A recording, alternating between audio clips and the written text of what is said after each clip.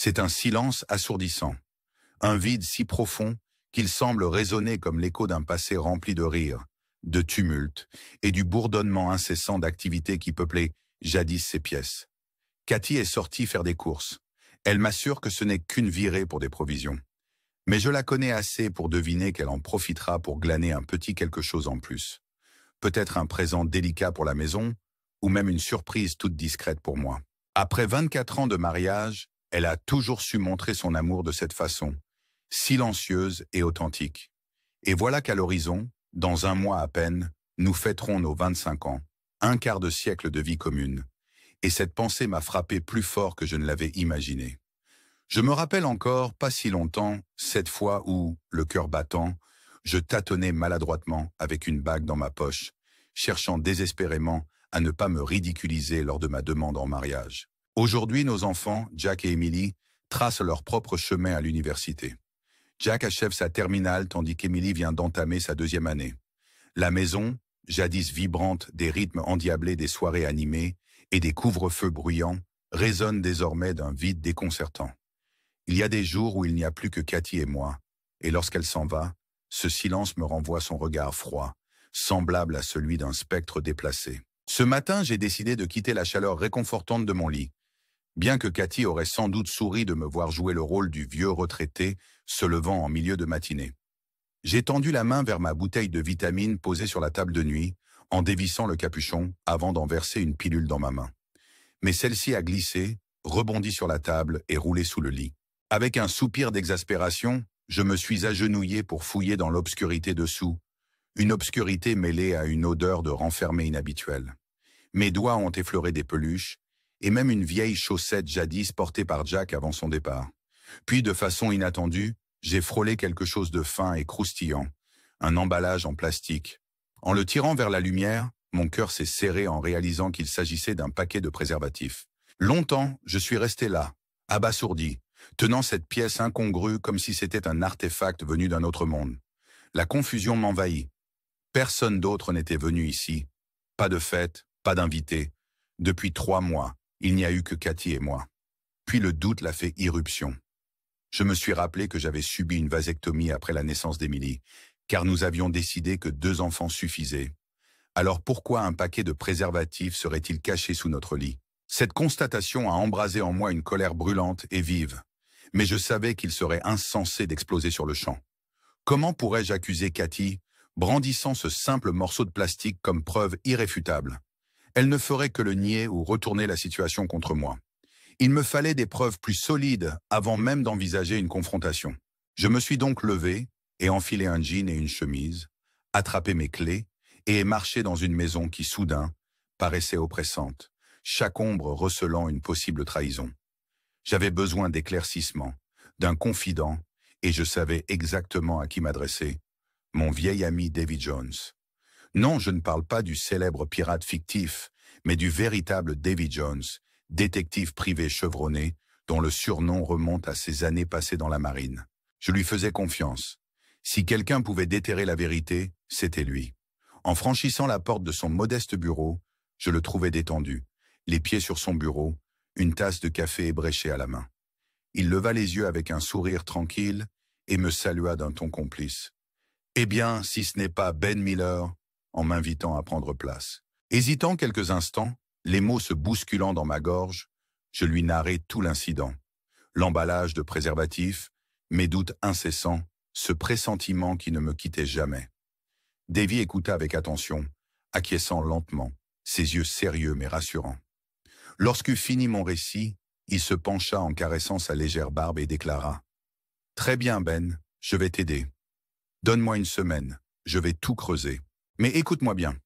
Avant de prendre le risque d'une confrontation, il te faut consulter un avocat et mesurer les conséquences.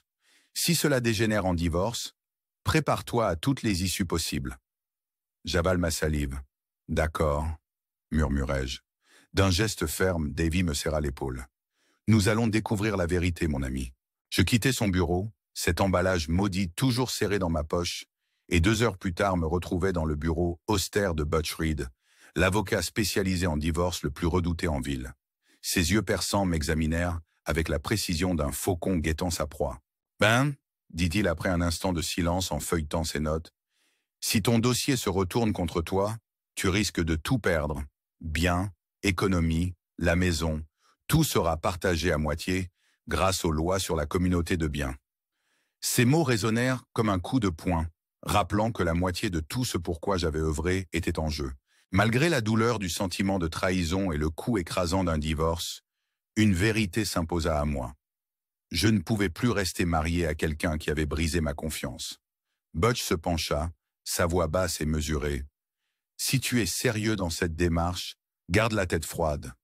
Ne laisse pas transparaître à Cathy que tu as des soupçons, sinon elle fera appel à son propre avocat, et cela ne fera qu'aggraver la situation. » Je promis d'essayer de rester calme, même si intérieurement, la douleur me déchirait. En quittant son cabinet, je me préparais à endosser un masque de froideur. De retour à la maison, Cathy se trouvait dans la cuisine, découpant méthodiquement des légumes, son sourire éclatant demeurant intact dès qu'elle me vit. Ce tableau me transperça le cœur, mais je risquais de lui adresser un sourire forcé. « J'ai un déplacement professionnel demain », lui déclarai-je d'un ton nonchalant en m'appuyant contre le comptoir. « Je serai absent toute la semaine. » Ce soir-là, tandis que Cathy se glissait à mes côtés dans le lit et que sa main frôlait la mienne avec la tendresse d'antan, je ne pouvais plus me permettre d'intimité. « Allons », murmura-t-elle doucement, mais j'arrivais à peine à lui répondre. « Je suis fatigué. » Un soupir s'échappa d'elle en se détournant, et je restais là, l'obscurité m'enveloppant, hanté par 1000 interrogations, conscient que tout s'écroulait autour de moi. Je ne pouvais me défaire des questions qui me tourmentaient. Et si cet emballage ne prouvait rien? Et s'il avait appartenu à Jack, tombé par mégarde de sa poche lors de ses retours tardifs? Mais à mesure que mes doutes se mêlaient à une certitude douloureuse, le spectre d'une infidélité de Cathy devenait trop insupportable pour être ignoré. Je n'avais plus le recul nécessaire.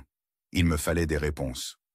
Le lendemain matin, avec précaution, je paquai un petit sac et réservai un taxi. Cathy ne fit qu'un mince mouvement lorsque je quittais notre demeure, son souffle calme m'accompagnant jusqu'à la porte. Le trajet vers la périphérie de la ville fut sans incident, une échappatoire silencieuse aux souvenirs douloureux qui hantaient chaque recoin de ma vie. J'arrivai dans un motel décrépit, aussi insignifiant que le cœur brisé que je portais, et déposa mon sac sur le lit qui grinçait sous le poids de mes pensées. Le papier peint écaillé et le silence aseptisé de la chambre ne faisaient qu'amplifier ma solitude. Vers le soir, mon téléphone vibra d'un appel urgent de Davy. « Ben, Cathy vient de quitter la maison. Elle a pris la direction d'un motel. » Mon cœur manqua un battement. « Lequel ?» demandai-je, l'anxiété se resserrant dans mon ventre. Après une brève pause, il répondit gravement. « C'est le même établissement où tu séjournes. » Assis sur le bord du lit qui grinçait, le cœur battant, je réalisai que Cathy se trouvait dans la pièce voisine. Quelques instants plus tard, une nouvelle sonnerie de Davy retentit, sa voix posée mais insistante me conseillant « Ne va pas la confronter. Ce n'est ni le moment ni le lieu. Sors, laisse retomber la tension. » Mais ma colère, conjuguée à l'urgence de connaître la vérité, me fit rétorquer d'une voix tremblante. « J'ai besoin de savoir. » Davy poussa un long soupir avant de répondre. « D'accord, mais promets-moi de rester prudent et de ne rien faire de précipité. » Mes doigts tremblants tenèrent le téléphone tandis que chaque seconde s'étirait en une éternité. Puis à travers le mince mur du motel, j'entendis des voix étouffées, le rire inimitable de Cathy mêlé à celle, grave et familière, d'un homme. D'abord, je n'arrivais pas à distinguer les mots, mais bientôt la scène se clarifia. Il s'adonnait à des gestes intimes, brutaux, et surtout empreints d'un mépris sans borne. « Je ne comprends pas pourquoi tu restes avec lui, » ironisa l'homme. « Il est dépassé, incapable de te satisfaire, non ?» La réplique haletante de Cathy fut tout aussi chargée. « Non, il ne peut pas. Toi, tu es le meilleur que j'ai eu depuis longtemps. » Un rire cruel suivit avant qu'elle ne lance. « J'ai besoin de lui juste pour payer les factures. Maintenant, tais-toi et fais ton travail. » Figé par le désespoir, chaque muscle se tendit en moi devant cette douloureuse révélation.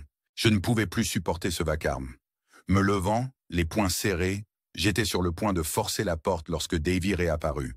Agrippant mon bras avec fermeté, il m'ordonna d'une voix ferme. « Arrête, Ben, pas comme ça. » Ses yeux, emplis de détermination, me fixèrent. « Écoute-moi. » Elle a laissé la fenêtre ouverte. Mon appareil enregistre tout. Si tu te précipites maintenant, tu compromettras ton dossier et tu risques même la prison. La rage brouillait mon regard tandis que je maugréais. Le divorce n'a plus d'importance. Je veux qu'elle paie. Davy s'approcha encore, intransigeant. Tu paieras, mais pas maintenant. Réfléchis, Ben. Si tu perds le contrôle, tu perds tout. Peu à peu, cette colère combattante laissa place à une tristesse écrasante qui me fit m'effondrer sur le lit, complètement détruit. La femme que j'avais aimée pendant plus de 2 décennies se trouvait désormais dans la pièce voisine, démantelant peu à peu notre vie commune.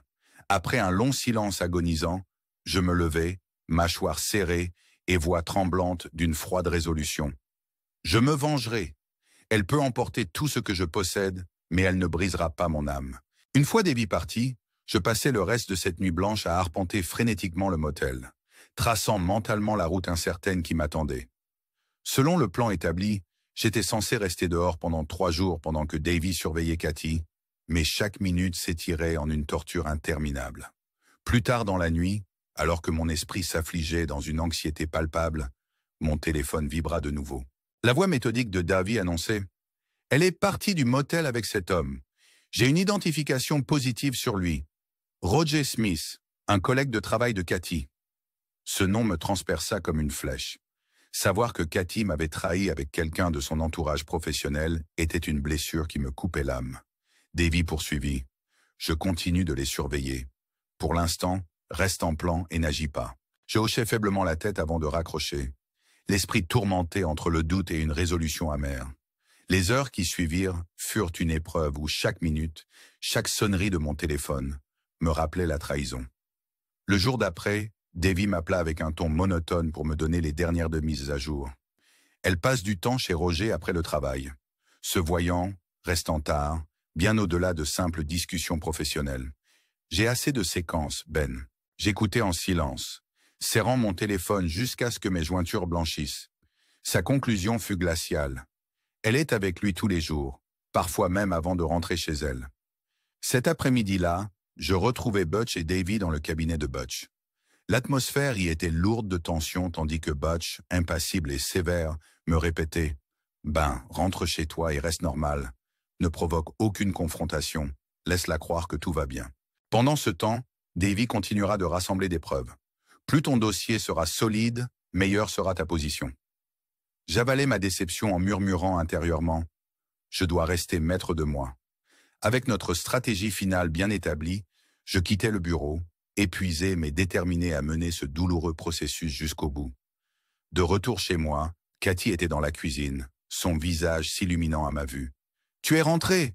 s'exclama-t-elle, se précipitant pour m'enlacer. Je reculai d'un geste, feignant l'indifférence. « J'ai été exposé au Covid aujourd'hui. Un collègue a été testé positif et je ne me sens pas bien. » dis-je d'un ton hésitant mais assez posé pour ne pas éveiller les soupçons. Son expression se mua en inquiétude alors qu'elle demandait « Tu vas bien? As-tu des symptômes ?» J'évoquais une légère irritation de la gorge et insistais « Il vaudrait mieux que je reste dans la chambre d'amis quelques jours pour des précautions. » Cathy acquiesça, offrant « Dis-moi si tu as besoin de quelque chose, un thé, une soupe, n'importe quoi. » Je lui adressai un sourire forcé. « Merci, je vais tenir le coup. » tout en sachant pertinemment que mon âme était loin d'être en paix. Quelques jours plus tard, Cathy me demanda même si nous devions annuler la fête d'anniversaire prévue. Ce n'est que dans quelques semaines, la rassurai-je en gardant un ton neutre. Je promis, je serai remis dans quelques jours, même si mon esprit était englouti de doutes et de désespoir. Plus tard dans la soirée, alors que mon téléphone vibrait de nouveau pour un appel de Davy, je compris que de nouvelles informations allaient tomber. Cathy avait quitté son bureau pour déjeuner et se retrouvait à nouveau chez Roger. Cette fois, Davy m'envoya des vidéos et photos par email. Des preuves visuelles irréfutables montrant Cathy pénétrant dans la demeure de Roger, leur corps enlacés dans une infamie que je n'aurais jamais souhaité imaginer. Stupéfait, les yeux fixés sur le téléphone, malgré l'envie de répondre par la violence, je sus dire à voix basse « Si je n'étais pas son mari, je trouverais presque cela divertissant. Mais maintenant, cela me dégoûte. » Davy répondit d'une voix mesurée, apportant un maigre réconfort. « Je sais que c'est difficile, Ben, mais souviens-toi, garde ton calme. Ce n'est pas terminé. Nous avons besoin de toutes les preuves possibles. » Dans les jours qui suivirent, Je m'isolais comme convenu, pendant que Davy suivait chacun des faits et gestes de Cathy. Le salon de notre maison, jadis théâtre de nos rêves partagés, se transforma en arène d'un conflit qui semblait sans issue. Les appels de nos enfants, pour confirmer les préparatifs de la fête d'anniversaire, réchauffaient brièvement mon cœur glacé. Dans ces instants fugitifs, je me rappelais les moments heureux du passé, malgré la douleur aiguë de la trahison. Et puis arriva le soir du grand anniversaire, une soirée censée fêter 25 ans de mariage. Permettez-moi de prendre un instant pour inviter nos auditeurs, fidèles ou nouveaux, à rejoindre notre aventure en s'abonnant à notre chaîne. Si cette histoire vous touche, n'hésitez pas à liker la vidéo et à partager vos impressions dans les commentaires. Votre soutien est précieux et nous rappelle que nous ne sommes pas seuls face aux épreuves de la vie. Ce soir-là, notre demeure vibrait d'une effervescence inédite. Amis, famille et même des collègues se pressaient pour nous féliciter, encensant les années que nous avions bâties ensemble. Cathy, radieuse, accueillait chacun d'un sourire enjôleur, tandis que je ne pouvais m'empêcher de remarquer l'échange de regards complices et furtifs entre Roger et elle. Lui, posté nonchalamment à proximité, simulait une conversation anodine, tandis que Cathy s'accrochait à moi, comme à une bouée. Pour préserver ce simulacre de normalité, j'avais tenu à écarter mes collègues de travail.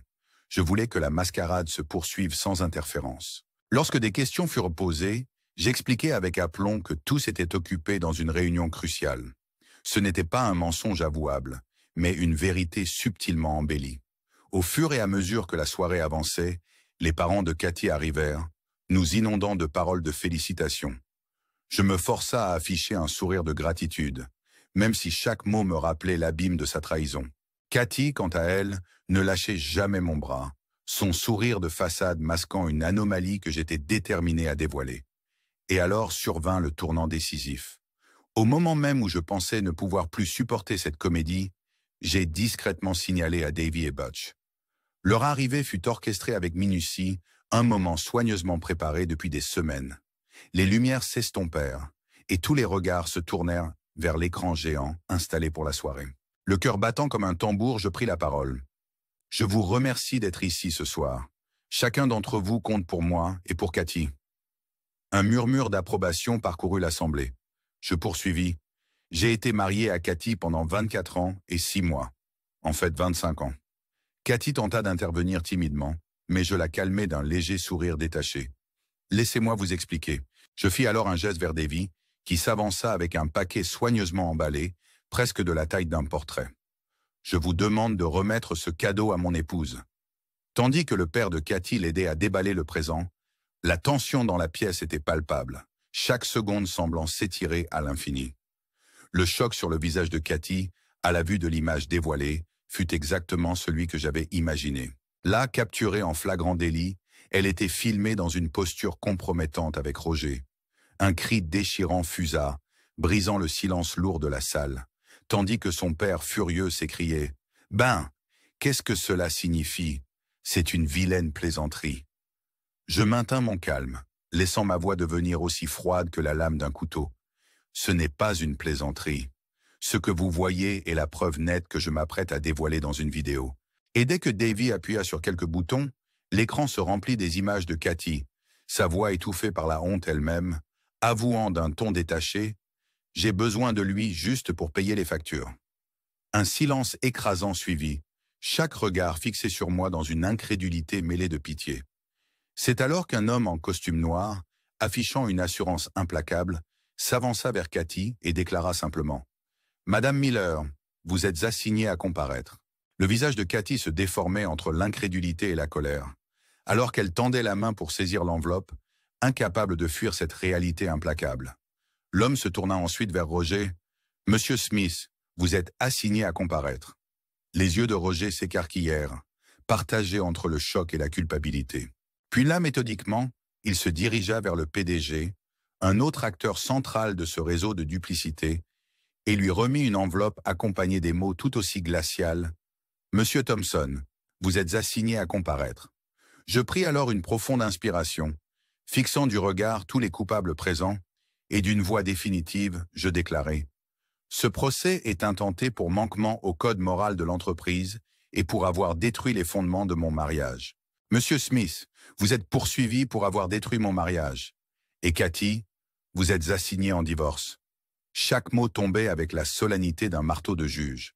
Cathy, les yeux écarquillés et les lèvres tremblantes, tentait de comprendre que tout venait de s'effondrer sous ce coup public final. Après cette nuit de révélations bouleversantes, les jours suivants se transformèrent en une longue attente, une tragédie quotidienne faite de colère, de regrets et de certitude que rien ne serait plus jamais comme avant. Les parents de Cathy ne cédèrent pas, me suppliant sans cesse « Ben, tu ne comprends pas. Cathy a traversé tant d'épreuves. Vous avez construit ensemble 24 ans. Ne jette pas tout cela aux oubliettes sans lui donner une chance. » Mais la blessure était trop profonde. J'avais déjà accordé assez de chance à Cathy. Malgré ses supplications sincères, je savais, au fond de moi, qu'il n'existait aucun retour en arrière. Pourtant, Cathy tentait de justifier son acte devant le tribunal avec une excuse étrange. Lors de l'audience, les larmes aux yeux, elle implora « Ben, s'il te plaît, j'ai un déséquilibre hormonal. J'avais besoin de plus de passion parce que tu ne pouvais pas m'en offrir. » Je restai bouche bée. Même Butch, mon avocat, la confronta. « Madame Miller, vous n'aviez jamais évoqué ce problème hormonal. Aucun document ne soutient votre diatribe. » Le juge, se penchant en avant avec une sévérité implacable, rétorqua « Si ce problème existait vraiment, pourquoi ne l'avez-vous jamais mentionné à votre mari, alors même que votre mariage se délitait ?» Cathy se retrouva sans voix, son argument s'effondrant dans l'aridité de la justice. Et avec ces mots, le juge conclut le dossier sans place pour une réconciliation. Dans le sillage de ce divorce dévastateur, ma vie personnelle et financière fut ruinée. Jack et Emily, pris au piège de l'implosion familiale, se renfermèrent, en colère contre Cathy pour sa trahison et contre moi pour avoir exposé la vérité. Leur distance laissa un vide immense que rien ne parvenait à combler. Le règlement, bien que douloureux, me laissa exactement la moitié de ce que nous avions construit ensemble. Cathy s'en retira avec sa part, et bien que mes biens aient été diminués, j'avais gardé ce qui restait de ma dignité et de mon intégrité. Roger se retrouva lui aussi embourbé dans ses propres batailles judiciaires, luttant pour se séparer de sa femme, tandis que le PDG se débattait pour contenir les retombées médiatiques. Dans un twist final, je reçus un appel anonyme du PDG lui-même, m'offrant $1 million pour abandonner le dossier, une ultime tentative de faire taire les vérités. J'acceptai finalement, non par rage ou avidité, mais dans l'espoir de clore définitivement ce chaos et d'ouvrir un nouveau chapitre. 3 ans plus tard, je m'assois sur le porche de ma modeste ferme, regardant le soleil fondre dans une palette d'oranges, de roses et de violets, un dernier hommage au passé et l'accueil d'une vie plus sereine.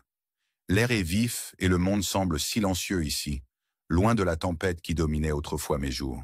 Mes 2 fidèles bergers allemands, Max et Duke, veillent à mes côtés, leurs yeux attentifs me rappelant que, malgré tout, je ne suis pas seul dans ce chemin escarpé.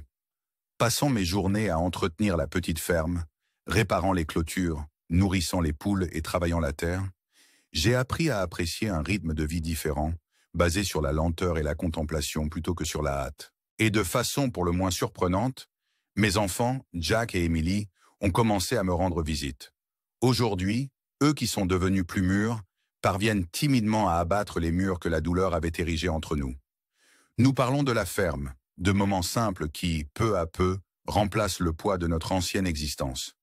Quant à Cathy, j'ai appris par le bouche à oreille qu'elle s'était installée chez ses parents et qu'elle suivait une thérapie pour affronter ses démons intérieurs. Je ne prétends pas être animé par une rancœur vindicative.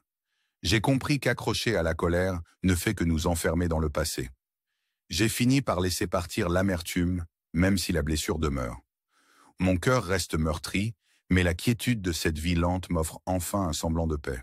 Chaque matin, je suis accueilli par le chant discret des oiseaux, le bruissement tendre des feuilles et l'affection rassurante de mes compagnons canins. Ici, j'ai tout ce qu'il faut. Un sens nouveau à la vie, la tranquillité et la reconquête progressive de la relation avec mes enfants. Après la tempête, j'ai compris que pour guérir véritablement, il fallait parfois tout laisser derrière soi et accepter la douceur d'un renouveau discret. Merci de suivre ce chemin avec nous. Si cette histoire vous a touché, pensez à vous abonner à notre chaîne et laissez un commentaire ou un « j'aime » pour partager vos émotions. Votre soutien est essentiel et nous aide à raconter davantage d'histoires vraies et sincères. Chaque récit laisse une trace indélébile en nous. Le mien est marqué par la trahison, le chagrin et la lente guérison d'une vie autrefois brisée. Maintenant, alors que le dernier rayon de soleil peint l'horizon en un tableau d'espoir, je sais qu'en dépit des cicatrices, j'ai trouvé la force de vivre à nouveau, avec dignité et une résilience tranquille. Ceci est mon histoire, un témoignage de la résilience, du prix terrible de la confiance perdue et de l'espoir qu'au milieu des promesses éclatées se trouve une chance de repartir sur des bases nouvelles.